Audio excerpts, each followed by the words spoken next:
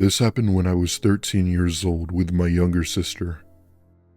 This took place in the winter of 2016, and at the time we lived in Norway. The town we lived in wasn't the biggest nor the best.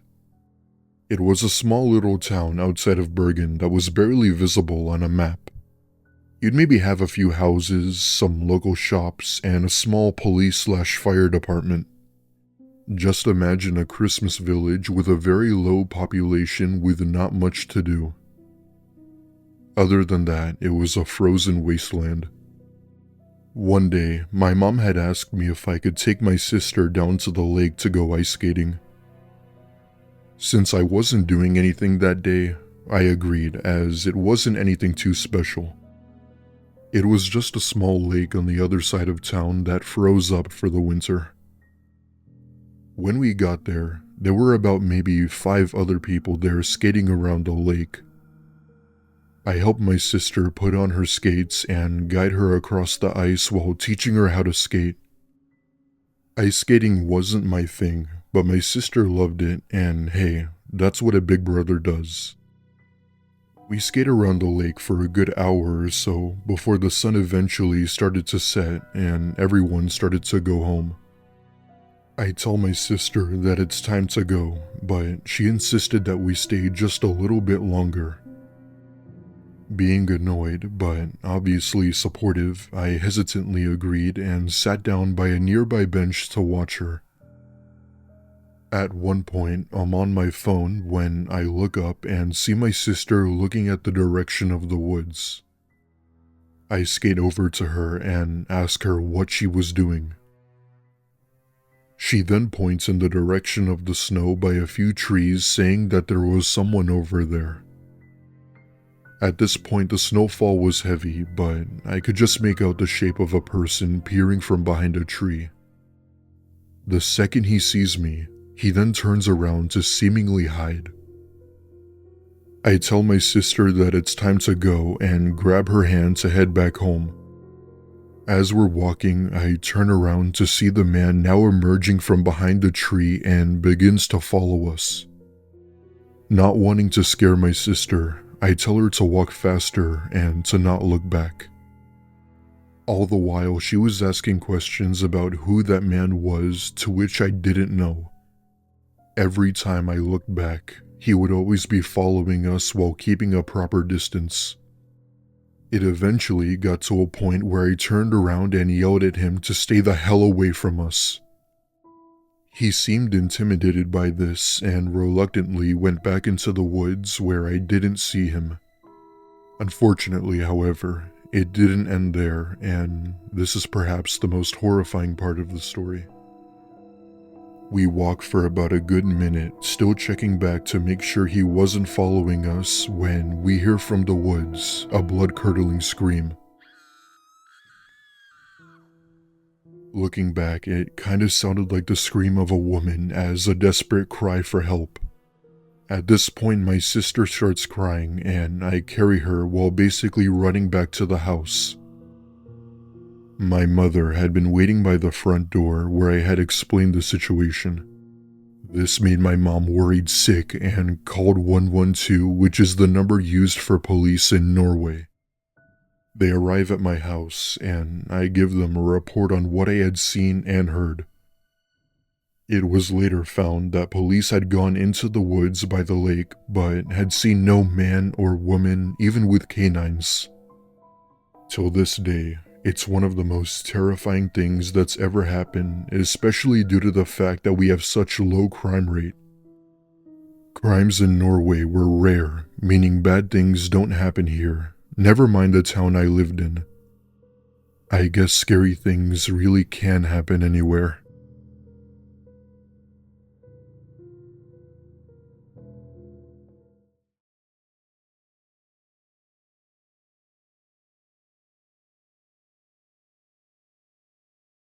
I'm a 21-year-old female, and this story took place when I was around 11. I remember this day clearly because it was the first time I was ever allowed to walk to school and back by myself. Up until the age of 14, I lived in what we thought was a safe place, in a county inside New York. Everyone knew everyone. So if you thought you were about to get away with something, be prepared to have your ear abused by the time you got home. There was this one day though. It was a cold winter day, and school unfortunately was still open, so all the neighborhood kids had to walk through the knee-high inches of snow just to get to school. It took me longer to leave the house, as I was used to walking with my older sister to school, since she knew the route way better than me. I always used to make fun of her too, for being paranoid and taking a different route every single day from school. But after that day, I learned it was what saved my life. As I was waiting by the door to leave, my mom came up to me and told me that I should ride with her to drop me off, because my sister was too sick to go today.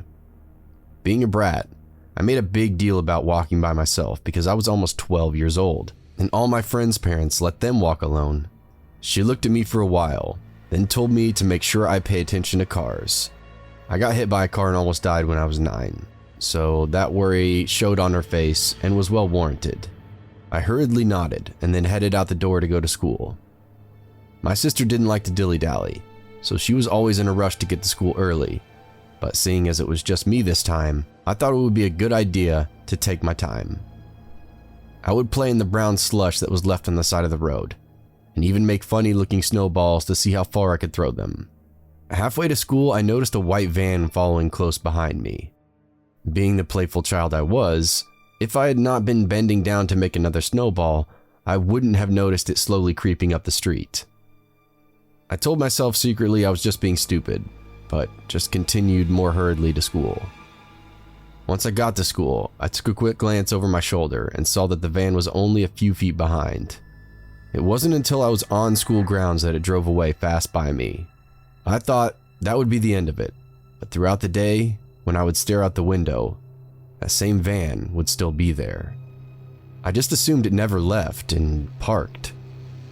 Many adults would try to convince me years later that maybe it wasn't the same one, but I knew it was.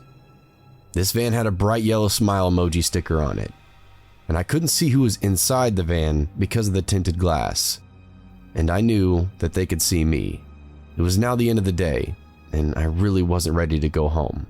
It was too late to call my mom because she was at work and my sister was home sick. I had to suck it up and start walking.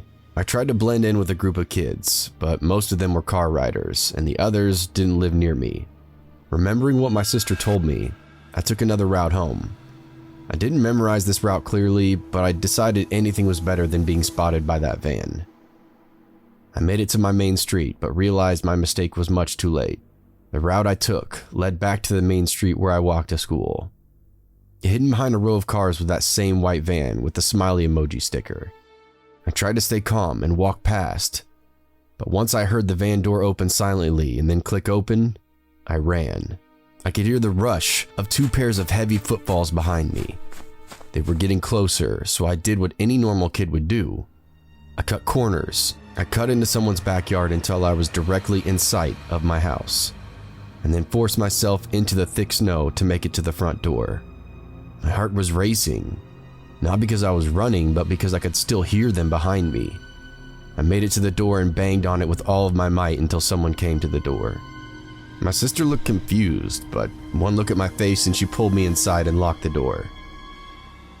The van was still outside, and truthfully, it stayed out there until my brother got home. Me and my sister don't talk about it, but we both knew how close it was to me going missing. I hadn't thought about this incident in years. One of my hometown friends showed me an article that came out in 2013. Apparently some men kidnapped and assaulted a girl my age. It wouldn't have scared me if it hadn't mentioned the white van. Whoever you are that attempted to kidnap me and do God knows what else, let's never meet.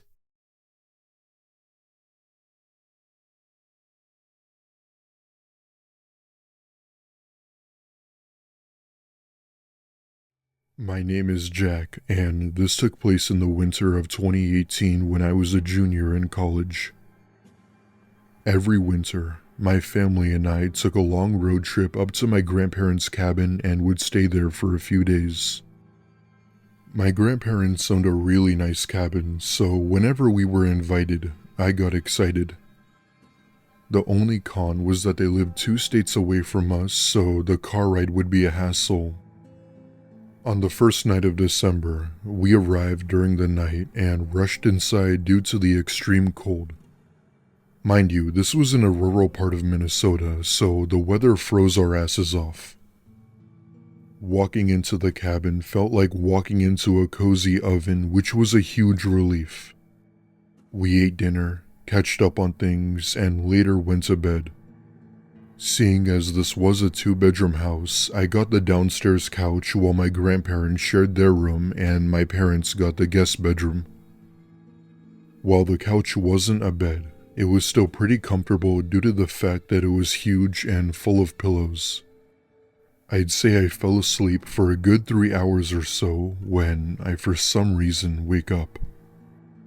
The second I opened my eyes, I could see that the motion detector light from outside was on. It was the only light that illuminated the falling snow from outside. Not wanting to go back to bed, I decided I'd take a short walk through the woods and just admire the snow. I grabbed my jacket, put on my snow boots, and walk outside with my flashlight. As I'm going towards the woods to just have time to myself, I notice a figure standing about a football field away on the other side of the cabin. At first I thought that it could have been my mom, but whoever it was looked too short to be my mom or any family member for that matter. From my perspective, it kinda looked like a child that was maybe lost. What happened next was probably the stupidest decision I've ever made. I hesitantly called out to the person by saying something along the lines of, "Hey, do you need help?" Almost immediately, the person turned to face me and full-on ran into the woods. And I mean they full-on bolted, even with the amount of snow. However, the thing that made me feel uneasy was the loud laugh of a child echoing through the dark forest. I booked it back to the cabin and went inside where I closed all of the curtains and locked all of the doors. I haven't told anyone about this as of yet, and I don't ever plan to.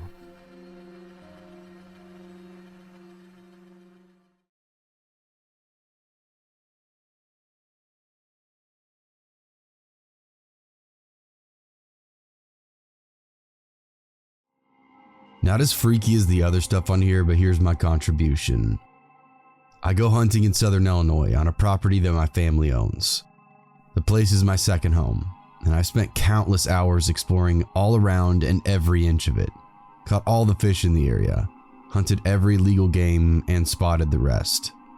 So when I say that I've never had an experience like this, just remember that this was my domain, and that I felt comfortable in any weather at any time with any equipment. 2 deer seasons ago, I had pulled into the farm at probably around 4:45 in the morning. It was November, so at least 2 hours till sunlight. I pull my stuff out of the truck and walk into the woods. I have my shotgun, a revolver, and a knife on my belt. An elbow light clipped to the front of me, a thermos full of coffee, and a backpack with a book and a couple other things for cleaning my deer should I get lucky. So I walk off the drive and into the woods. The tree stand I'm going to is less than a mile away, but through some dense second growth forest and down a rather steep hill across some bottoms, then a long burning steep climb up onto another ridge. I always dread this hike, but it's a good spot, so I often do it. I make it down to the bottom, slush through the icy muck, and get to climbing. With my flashlight clipped to my chest, I keep needing to physically turn my body to throw the beam around and see the trees that I recognize to determine my path. This, of course, always gives the forest a horror movie vibe, even on the best of days. The leaves and underbrush are encased in frost, so every one of my steps comes with a solid crunch, no matter how quiet I'm trying to be. This time, though, I noticed there was more noise than usual. Something else was crunching close by too. I walk about a quarter of the way up the hill, listening to my company the entire time, seeming to stay the same distance away as I moved. Naturally, I think to myself that I'm gonna have a quick hunting day, so I plop my ass down next to a tree. I can't shoot until first light, but I'm hoping if I stay really still, that whatever I'm hearing will lounge around till then as well. So I click off my light, unsling the shotgun, and lay it over my knees to wait. Except I don't hear shit now. Whatever it was must have been spooked by my flashlight, spinning all around as I sat. I stayed still, sipping at some coffee to make sure, but gave up after 15 minutes or so of dead silence for the forest floor. I probably didn't make it 4 steps before the thing started moving again as well. At this point, I'm still not freaked out. I stay facing the way I am, flip the light off again, and sidestep behind a tree. Sure enough, nothing again. 2 minutes of sitting there, frustrated, before I start moving once more. And my new friend does too. This is when I start to get freaked out, because I work my way up the hill, stopping to turn and look every so often. When I stopped, the sound would go on for just a millisecond longer than my own steps, like something seeing me stop and then doing its very best to stop before I heard it. This happened no less than 4 times, and by now I'm sweating bullets and freezing cold because I'm sweating bullets in the middle of winter. I abandoned my thermos near a tree so I could hold my flashlight and revolver at the same time. The last 100 feet or so to my stand was done backwards, so that I could be facing the noise and, in theory, keep it from moving. And I didn't hear shit again. Got up into my stand and smoked like 5 cigarettes in a row.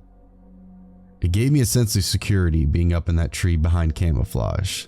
Still, I only hunted for like an hour of daylight and went back early.